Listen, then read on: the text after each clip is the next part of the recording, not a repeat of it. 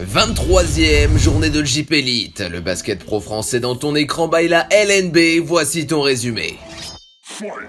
Au Palico de la Peur, au chaudron entre le Portel Lanterne Rouge et Gravelines Dunkerque, premier relégable, un début de rencontre à l'avantage des Vikings qui creusent l'écart malgré ce joli contre de Fofana. Eliezer Vanero lui est en rythme, 3 tirs extérieurs au total dont celui-ci pour donner aux locaux 11 points d'avance au buzzer. Gravelines Dunkerque pourra malgré tout revenir à hauteur avant la mi-temps grâce au coup de chaud de Mipoka, avant de couler de nouveau car le SSM met beaucoup d'intensité sur le parquet et trouve de nouveaux tirs primés, 50-45. En revenant ici à 2 possessions, le BCM n'est pas encore battu, mais D'Angelo Harrison, intenable est partout et multiplie les actions décisives, 18 points et 5 passes. Victoire avec la manière pour la formation de Christian Monchot qui donne un peu de plaisir à ses supporters. Lors de la 22e journée, Monaco a repris la pole position en JP Elite. Dans sa salle Gaston Médecin, la Roca Team chauffe le moteur, Yacouba Ouattara dévore le cercle. Toujours au contact dans le deuxième acte, Chalon-Reims repasse devant au retour des vestiaires grâce à Archie et Shilb. Norris Cole, lui à 17 points, doit donc s'employer dans un troisième quart très disputé. Passe laser de maille pour Morin, mais comme souvent, la formation d'Obradovic lâche les chevaux à cette période et multiplie les actions meurtrières. Eric Buchner, oublié sous le panneau, s'impose. 78-64, les locaux déroulent désormais avec pas moins de 5 joueurs à 10 points ou plus. En attendant de voir les coéquipiers de Dibost chez Mickey, c'est le 5e succès consécutif, toutes compétitions confondues.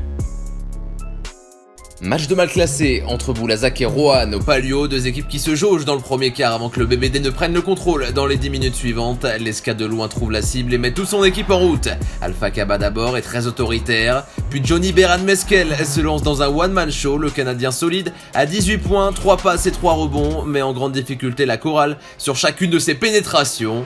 Les locaux, avec un avantage de 17 unités à la pause, pourront tranquillement rejoindre les vestiaires car même si le score ici, Miller, deuxième meilleur marqueur de JP Elite, est limité à 12 points avec de très faibles pourcentages, les hommes de Thomas Andrieux ne relâcheront malgré tout pas la pression, 96-77 à l'arrivée, une belle victoire qui leur permet de sortir de la zone rouge pour le plus grand malheur de Roanne.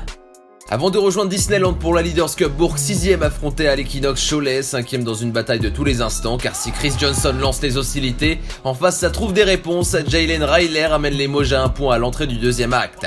Pas au meilleur de sa forme, mais de retour sur les parquets, c'est un Wright limité à 15 minutes qui contribue au scoring. Lui dans cet exercice est en pleine bourre, 17 points pour Randuzic en une mi-temps qui trouve sereinement le chemin du cercle. La barre des 10 points d'avance est alors franchie par la JL Bourg, mais les hommes de Counter y croient toujours, Riley encore de loin. Money time crispant pour les spectateurs qui voient leur équipe encaisser un 9-0, gros rebond d'Orton qui marque, 73-72, à 3 secondes Peacock a obtenu 2 lancers, il manque le premier mais mettra le deuxième, le cercle refusera la prolongation à Riley, Bourg tient enfin son succès contre un top 5.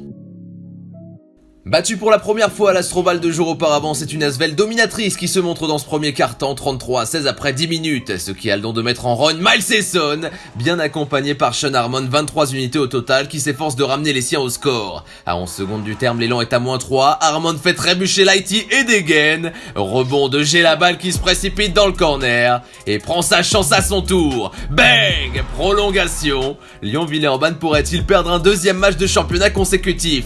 David Lighty dit non en dunkant sauvagement, mais Saint-Armand affirme que oui et entend la prière de ses supporters. Après un nouveau panier de Esson, la victoire ne peut plus leur échapper. La 3e consécutive est validée face aux champions de France.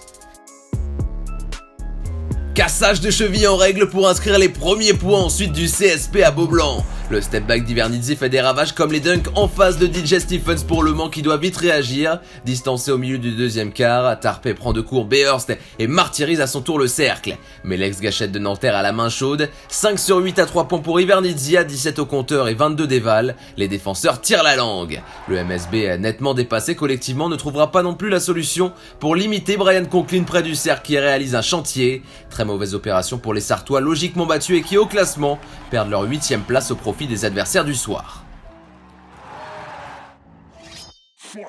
Orléans, peu importe l'adversaire du soir, le patron s'appelle Miralem Halilovic. Le capitaine bosnien met sur de bons rails son équipe qui fait la course en tête en cette première mi-temps. Les Nantériens doivent s'accrocher face à un rythme effréné. Drive agressif de Strawberry, 18 points.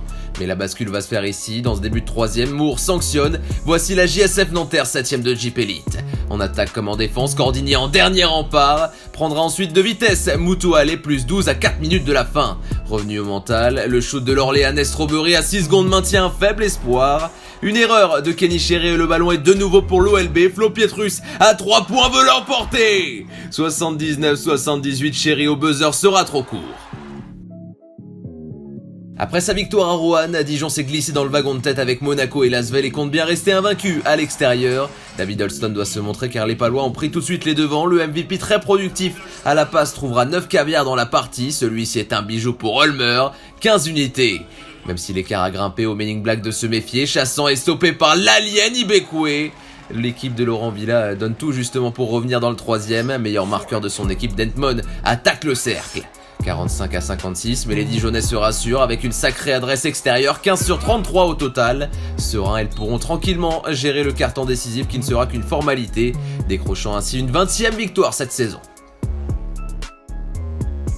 Après une défaite à Orléans, la bande à Fotoux s'est très bien lancée en allant gagner à Villeurbanne. De retour à Marcel-Cerdan, les Metropolitans 92 se retrouvent rapidement menés par Strasbourg. Gabe Bjork survolte et porte les Alsaciens. 28 points dans ce shoot pour prendre une belle avance à l'issue du premier quart. 26-38, Scrub lui aussi se met en évidence s'appuyant sur Février, N1. Le réveil des hôtes arrive en deuxième mi-temps avec Chikoko qui se met dedans, comme Briante Weber qui sur ce tir reprend les commandes. On retrouve le All-Star dans ses fulgurances, 25 points inscrits au total. La SIG, malgré ce catch and shoot lointain, très lointain de Scrub, ne pourra plus l'emporter. Le club 10e avec 14 défaites reste à Paris pour la Leaders Cup, où il affrontera Lasvel. Les résultats de cette 23e journée, le Portel qui gagne dans sa salle comme Monaco, Boulazac et Bourg-en-Bresse. Chalon-sur-Saône l'emporte en prolongation face à Lyon-Villeurbanne. Limoges bat Le Mans 78-55. Orléans gagne sur le fil. Pau s'incline face à Dijon. De même pour Strasbourg à Levallois. Au classement, vous le constatez, Lasvel est désormais 3e de Jeep Elite avec une victoire de moins que Monaco et Dijon. Plus bas, le CSP Limoges entre dans le top 8 au profit de Le Mans qui perd une place. Suivent Strasbourg, Pau La Cortèze, Orléans ou encore Chalon-sur-Saône. Boulazac s'extrait de la zone rouge quand Roanne y entre. 17e désormais le BCM, puis le Portel, toujours 18e. Pour la 24e et prochaine journée, rendez-vous fin février après une courte trêve. Le 28, Chalon-Reims défiera Limoges, Gravelines Dunkerque, Pau et Roanne Boulogne-le-Valois. Le lendemain, 5 matchs à la Méhéraie, le CB contre l'Élan. La JDA Dijon accueillera Orléans. La JSF recevra Boulazac quand le Portel ira à Strasbourg. Samedi 29, Le Mans Bourg-en-Bresse. Enfin le 1er mars, le choc à l'Astrobal entre Lasvel et Monaco.